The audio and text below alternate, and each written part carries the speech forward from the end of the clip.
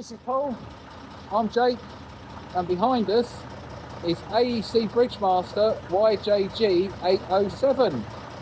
Come with us and we'll show you around and we'll talk about the Bridgemaster. This is going to be like an episode of Classic Bus Histories, but in real time. So the Bridgemaster was basically AEC's version of the Bristol Lodekka. In the 1940s and 1950s, there was a real issue with low railway bridges across the country. The beaching cuts hadn't happened, and there were branch lines and main lines all over the place. All these low railway bridges led to the requirement for a low-height double-decker bus, or a bus that was lower than the standard 14'6". And these 14'6" buses had the central gangways on both decks. Now, it was possible to build a low-height bus of around 13'6", but this ended up with a low bridge design, which resulted in a offside sunken gangway with 4 abreast seating on the upper deck. And I did do a video about this a little while ago, and I'll try and put a link up to it in the top right-hand corner. However, all that changed in the late 1940s when the 2 Bristol Lodekka prototypes appeared. Bristol had managed to make a low-height bus with a full-height layout with a central gangway on both decks. And this was achieved by splitting the propeller shafts to run either side of the gangway on the lower deck, a very low-slung chassis, and of course a drop-centre rear axle. Now, under normal circumstances, the success of this design would have propelled Bristol into huge sales figures and fame and fortune. However, at that time, Bristol Commercial Vehicles and Eastern Coachworks, of course, were both state-owned and could only sell their buses to the state-owned fleets, which was basically only the tilling companies. So the likes of the independents, the municipal fleets and the BET companies couldn't buy the Bristol Lodekka. And of course, this led to all sorts of copycat designs by manufacturers who weren't under such an embargo, such as AEC.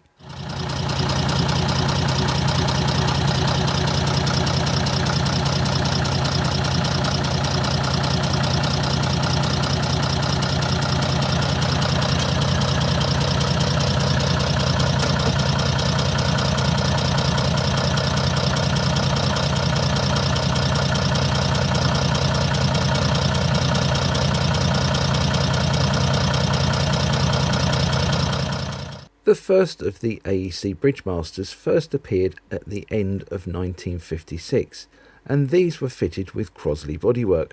And although the first 2 prototypes were powered by the AEC AV490 engine, all of the subsequent buses were powered by the AEC AV590 engine, which was a 6-cylinder diesel engine and could produce 125 horsepower.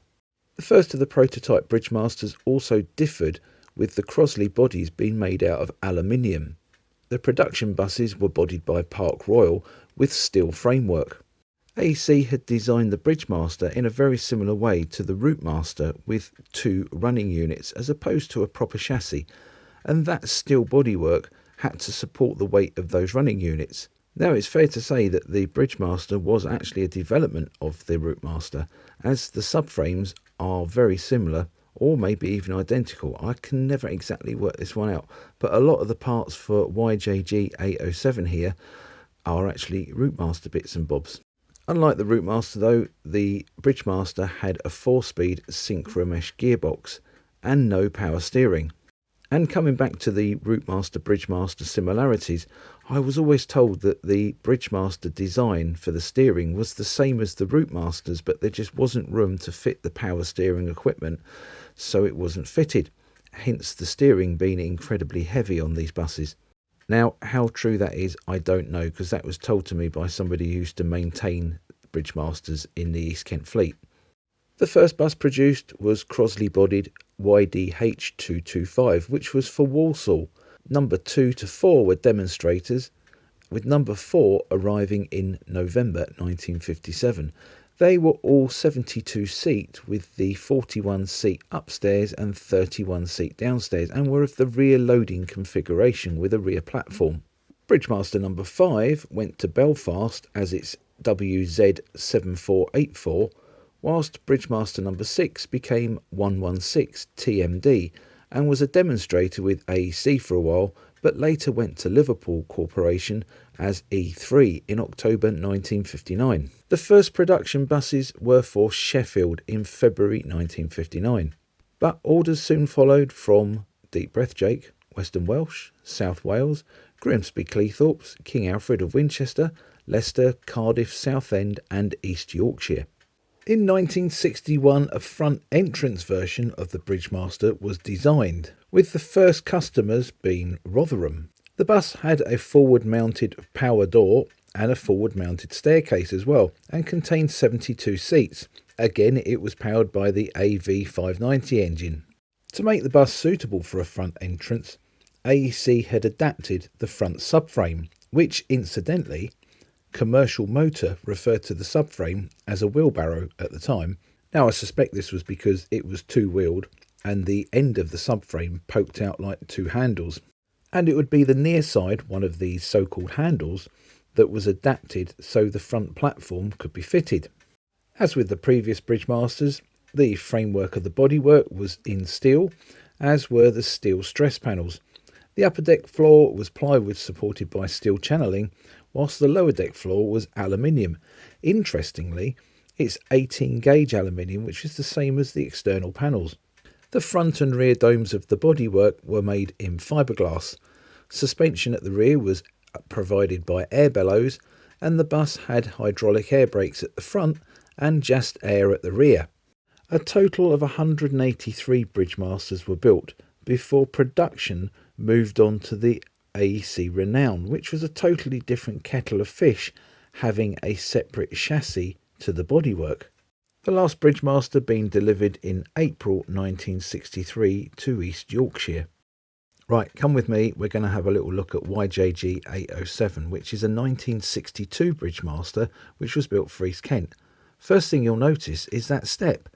The FLF type Lodeckers had a completely flat floor, so they didn't have that step. The other thing you'll notice is it's got a sunken gangway, again very reminiscent of the early Bristol Lodeckers, the LD type, which had a similar sort of setup.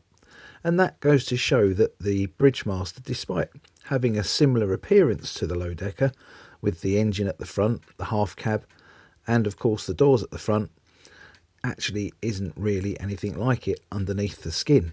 Now, one thing you will notice that I've mentioned before is the Bridgemaster has air suspension, and just by me sitting down it's bouncing up and down like anything. It's very, very choppy, and it can give quite a choppy ride, and it's recommended that you have your sea legs ready when you come for a ride on YJG807. But the mountings for the air suspension intrude into the lower saloon, and that has resulted in these two little single Billy No Mate seats. YJG807 was one of three Bridgemasters that was built for East Kent Road Car Company Limited, YJG807 to YJG809, and they were used initially at Dover Garage on a route that ran up to part of the town called St Radigan's, which is a housing estate, but to get there it had to pass under a low bridge. However, by November 1970 they were replaced by single-decker buses, which makes sense, doesn't it? But single-decker buses had been getting progressively bigger and now had a similar capacity, if you included their standing, to the Bridgemasters.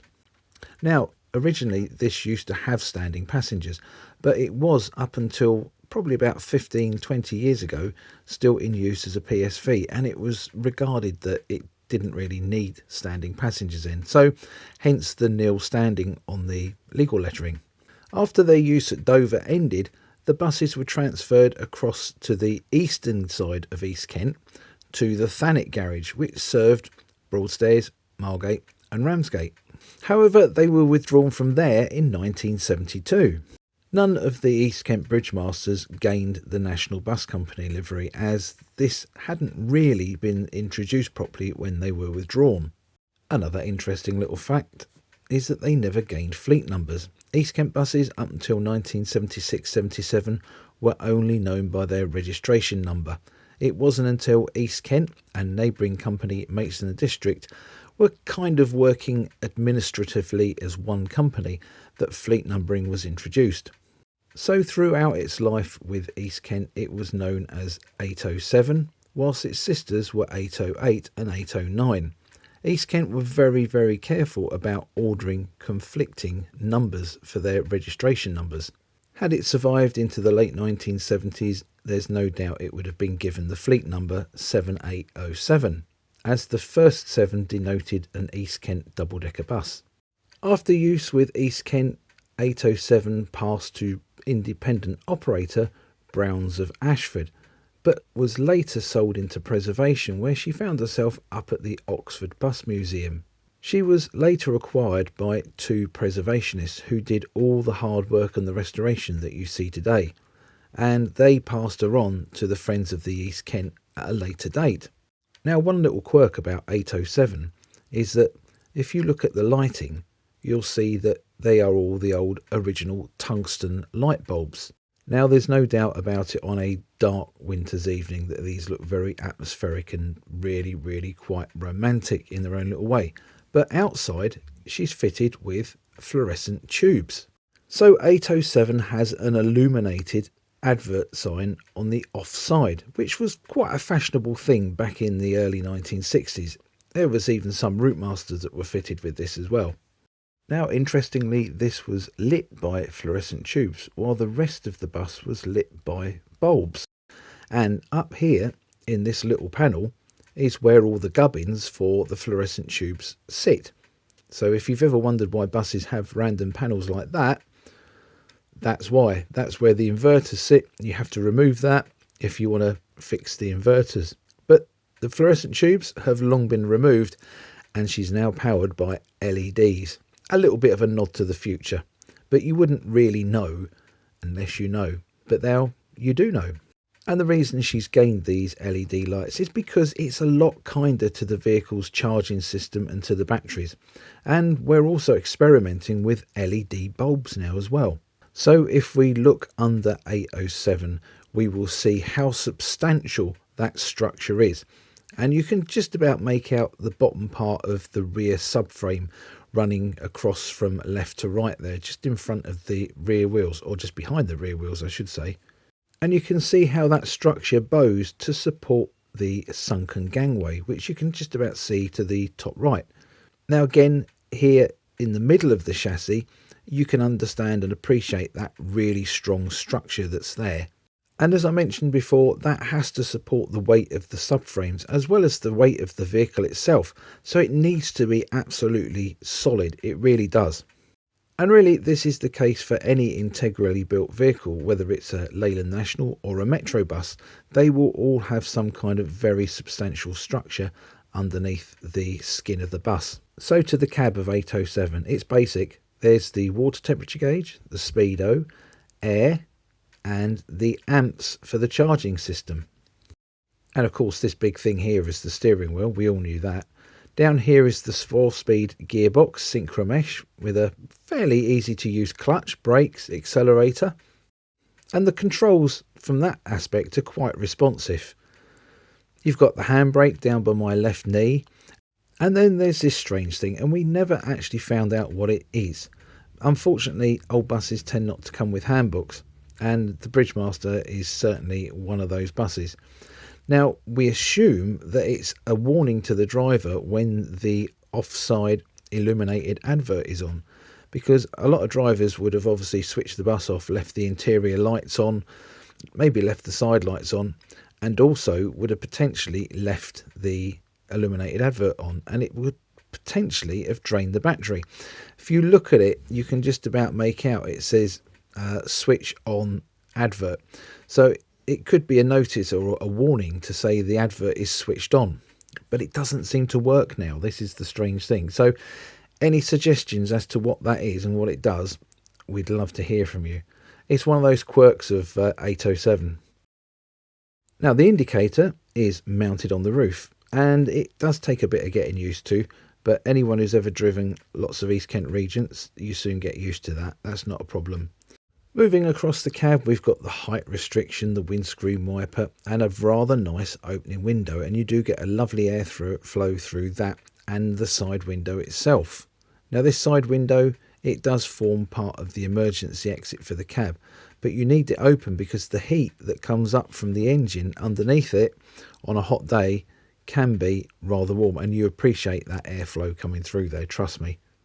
Another nice thing about most AECs like this is they have the sliding cab door on them, and you can have that open. Up behind you, you've got all the light switches, the master switches and everything like that. The control box down there with the start, stop and the isolator and everything fitted down there. That's the box of magic that starts and stops the bus. And you've got all the headlights on there too.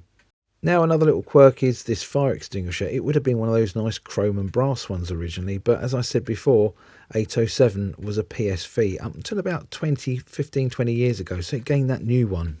Now, a little while ago, I did a video all about one-man operated buses and how some half cabs were indeed converted to one-man operation.